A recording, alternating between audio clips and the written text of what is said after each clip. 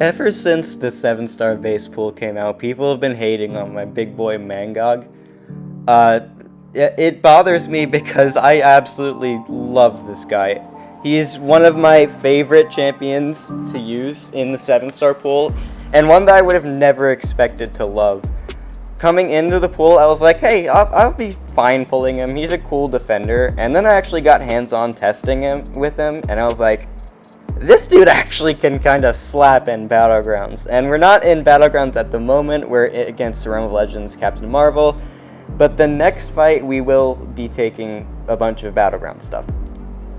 And starting here, we have Captain Marvel. And I'm running the Rintra synergy, which gives them extra attack rating per stagger on the opponent. And the reason I'm running that synergy is because he's not impressive for medium-length fights like Realm of Legends without the Rintra synergy, so it would just be kind of boring to watch because he's not very good for non-Battleground stuff. However, but for Battleground stuff, as you're about to see soon, he's great. He's actually really underrated, really underused, can get the job done very often, and I have a fun time using him every time because, like, just the satisfaction of taking a hit while unstoppable, like you just saw me do a couple times in that fight, is actually great. And taking almost no damage from that hit, like you're gonna see later. The damage reduction on this dude is actually kind of crazy, but we'll get to that later. So right here first we have Gallon, and an actual rank 5 Gallon too, with regen from the Sharpened Claws meta. So the thing with this fight is that if you cannot kill him quickly, you are going to get completely mauled because of the fact that obviously he gains a bunch of buffs and he's getting more from regen. So if he gets into that harvest, it's not going to be good. So kill him quickly, and that's something that Mangog does quite well. So what we're just doing here is building to our 10 hatred, dropping the SP2, and then we Mega Mango Punch him. And then we throw another SP2, and then we go straight in, and then we punch him again, then we use the Relic, and then we're one combo away from another SP2, which would have absolutely overkilled the guy. So that was a rank 5 Gallon that was almost overkilled, because we would have taken out an entire extra rank with the with another SP2 coming. So that's kind of cool, you know, he's kind of good. So next up is Gore. And this is only a rank 3 Gore, which is a little disappointing, but as you're going to see, the overkill factor is definitely a factor. And I'm almost at the SP2 now, and we're going to drop it, and then we charge our heavy, do another Mega Mango Punch, and we didn't even get the full charge there. We block, counter punch him, and yeah, then that SP2 would absolutely wipe out a rank 4 or a 7-star Gore. That was 36 seconds. That's kind of good, you know.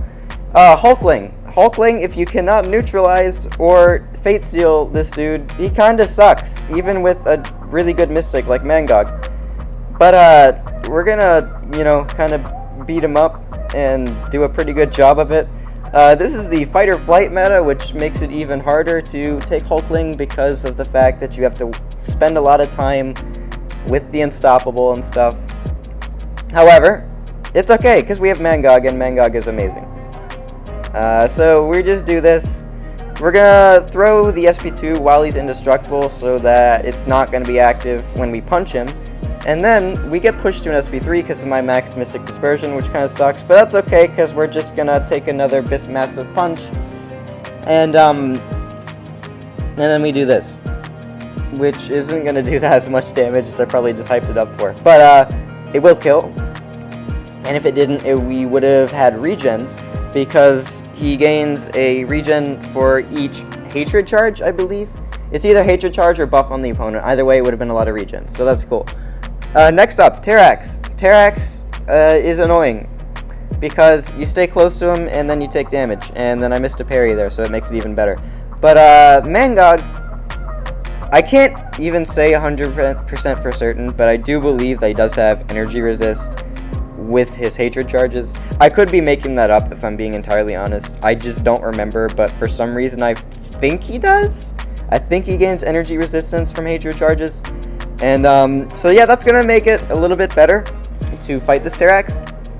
But what also is great about here is armor breaks. We are immune to that, so if we screw up, then we take less damage because he is armor break immune. And yeah, I went for 2 punches there instead of just going for another SP2, which would have been, again, overkill stuff. Rank 4 Annihilus. Annihilus is annoying if you can't remove his rod, and I don't think we remove his rod in this fight. I don't remember. We're gonna have to see. That's one of the reasons he's annoying if you can't remove his rod, because of that unstoppable that happens when you dash back, and you just feel helpless sometimes. But I'm gonna back up to gain the Fight or Flight Unstoppable, and then we are spamming another SP1 just to gain more charges. And we're making a bit of a comeback after screwing up a bit in the beginning of the fight. And yeah, now we just need to bait the SP2. And ideally he throws it soon, but he doesn't seem like he wants to. Which, this is kind of messing up my Mystic Dispersion, because we're going to go to SP3 there, so that's great. It's alright, though, because we are going to get out with a regen, I think? That might be only in Rampage or Outrage mode. I don't remember what his mode is actually called. I should know this. But no, we do gain the regen still. It's not as potent as I'd like, but that's okay. We are still chugging along, and it's not great that we are taking a bit more time than we'd like, but that's okay, because we eventually completely murder him. And if he actually threw that special, then he dies in 50 seconds. So it is what it is that we just had awful, disgusting AI, but you know, that goes a lot better if you don't have that. So next up, Null. Null, you want to kill him quickly, because if you let his Darkness passive stack up, your combat power rate goes down, and then he's just slower to kill. So that's what we're gonna do, kill him fast.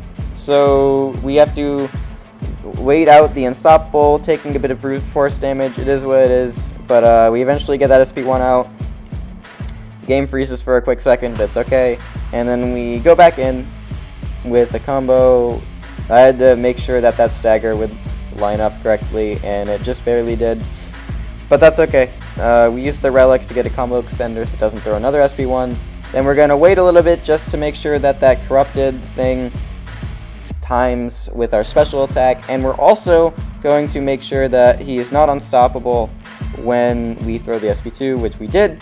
The problem is we pushed him red because I didn't get a massive punch because he had max limber and he came in a bit earlier than I would have liked, but we took almost no damage from the SP3. That was ridiculous how little damage we took, and then the combo after that. Like, this dude is tanky. Like, it's great. Anyway, so then we go to the SP3, because, yeah, but it's okay, because we kill him. We eat an SP3, and finish at 82% with, yeah, that's cool. 87 seconds, longer than we like, but it's pretty great. I love Mangog. This dude is absolutely incredible, in my opinion. One of the most underrated 7-stars, if not the most underrated 7-star in the entire pool. And I hope you enjoy using yours. I hope this video makes you want to play him on attack more. He's fun. Thanks for watching.